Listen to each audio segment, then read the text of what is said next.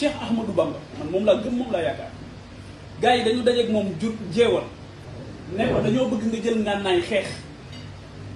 mu ne leen déedéet inni ujaahidu bil hulum wa bi tuqa ci xam-xam laay xeexe ak ragal yàlla. mën naa bañ a bokk ñoom ay références je ne suis pas obligé de faire comme ils le font bi may taxawal Sénégal bi may xeex mois de mars ba jël ay menaces de mort dama ko mujj yónnee maître Bamba Cissé boobu yéen fan ngeen nekkoon risque yi ma jël doon wax ci kaw xam nga ci kaw laay wax man je prends la parole ñëpp di ma dégg may xeex di jël ay risques boobu est-ce que kenn yittewoo na Pape Djibril Fall est-ce que kenn seet na Pape Djibril Fall il est qui des leçons j'en ai assez dama ko jànge fi ma yaroo ku indigne juddoo fa li may xeex suma askan moo tax dërëm du ma ko jëlal Macky Sall bugguma li ñu yor bugguma ñoom li ñu yor muy opposition muy pouvoir donc li may def sama conscience rek mooy suma tribunal